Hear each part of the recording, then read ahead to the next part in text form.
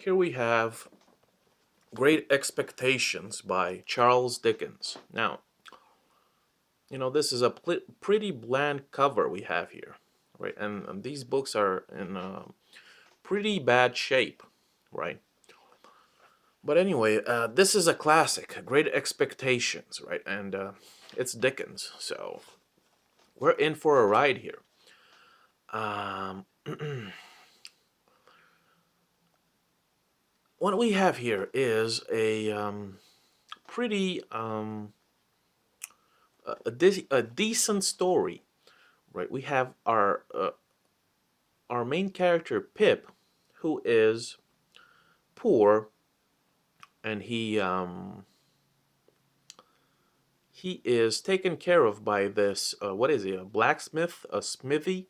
I forgot his name, and his wife is terrible. That's pretty much it for them, and he is almost not adopted. I'm talking about Pip here. He is not adopted, but he's sort of borrowed by this rich lady to be educated, I think. And this lady has this, I don't know, this niece with whom our boy Pip falls in love with. And, this lady here, this lady of high society, she's something. She is, I think, in a way, uh, or should have been the main character here because she stands out to me. I don't know exactly what's going on here. I mean, everything about her is ancient. Everything about her house and her wardrobe, it's in ruins. It's rotting. There's moss everywhere, spider webs. There's darkness and a few candles lit here and there. Her house, her life, her image. They're all devastated.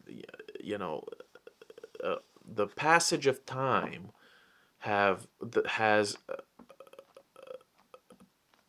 devastated her, and that's because, from what I remember, she was promised to marry some guy, and this guy ditched her, I think, and she was completely affected and destroyed by this, and she didn't get over it, right? She obsessed over this, and it became her entire reason to be so melancholic and sad, and even in a way evil, I think, right? She's kind of evil in this, and she has this scheme about um,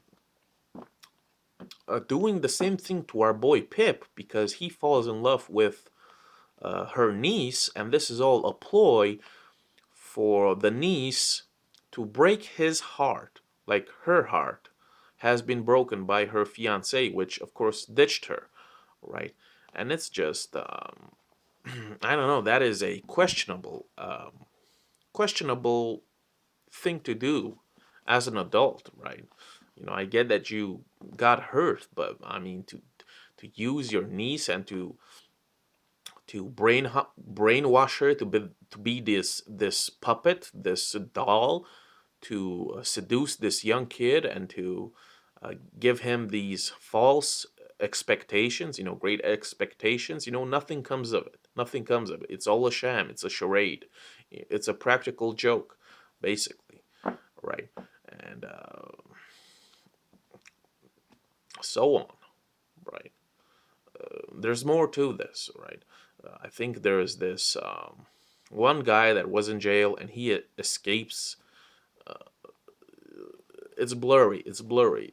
I've read it a couple of months ago, I think, and a couple of the details escape me, right? But that's the summary of Great Expectations, that this young kid Pip is promised so much, and his life is just beginning, and he is promised a lifestyle that is above his station. He's of the lower class, right? And he is promised an education and finances, and they don't. They turn out to be phonies, really, fake promises, empty promises that go nowhere. It's all a trick to, like, I don't know. It's almost sadistic what this woman does, right? Not only to Pip but to her niece, because her niece, she has been raised, programmed as this sort of this playboy, this playboy kind of the thought almost, right? Her whole existence is to look good so she can seduce this young kid to break his heart. But she is, of course, she has no emotion, no feeling. She is a robot. She's her aunt's plaything almost, right? She's not a person, and so on, right? This is when you really look at this novel. I mean, some of the themes here are dark as fuck, boy, dark as fuck. Which, of course, it is a great example of, being mature and just moving on with your life. You cannot obsess with these tragedies in your life and just stop living, right? Because she stops living. She stops having hope for anything, and her entire shtick is, this darkness around her. She everything about her is ruin and wreckage and devastation, right? It's like somebody broke her clock, right? She is trapped in time in that moment when her fiance just bounced, right? And this is a great example that, listen, people come and go, all right? Even if she got married and blah, blah, blah, it might have not turned out well, right? Some advice: you have to move on. You have to grow the fuck up and just continue with what gives you passion, what you enjoy, a purpose, a motivation. You cannot just stand around for decades just moping around and whining and complaining, and just because you were treated unfairly, you're gonna ruin some kid's life, right? And so on. Um, it's depraved, right? And so many people, uh, this is common because they've been betrayed by their loved ones, who they trusted. They live the remainder of their lives being bitter and spiteful and hostile to others, and they try to ruin their lives as well. We've met these people. I've met these people. They're so bitter. They got nothing going on in their lives, but they're just gonna destroy yours. They're gonna put some opposition, so you suffer like they've suffered, like you are to blame for their mistakes, right? Because they assume that somebody else is at fault for their current state, right? That's the whole deal with these people.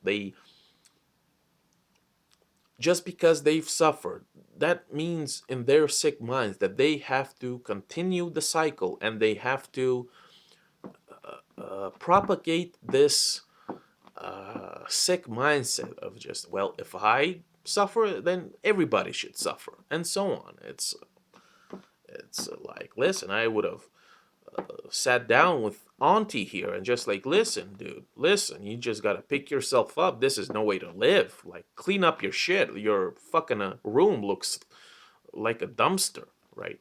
So what? So what if you got fucking punked, right? I mean, move on, grow the fuck up, and just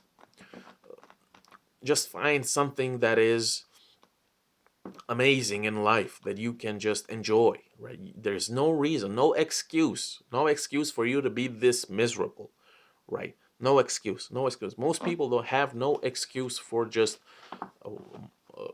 moping around and bitching and complaining for nothing, right?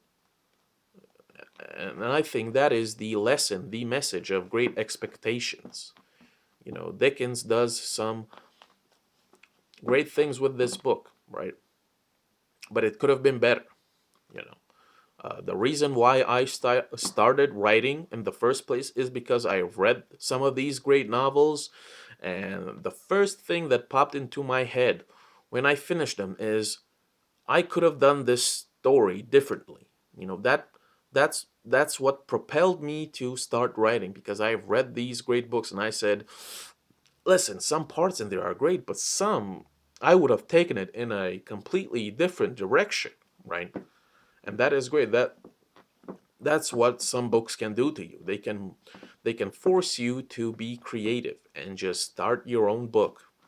You know, books can lead to the creation of other books, which is phenomenal, right? So that's about it. Keep on reading.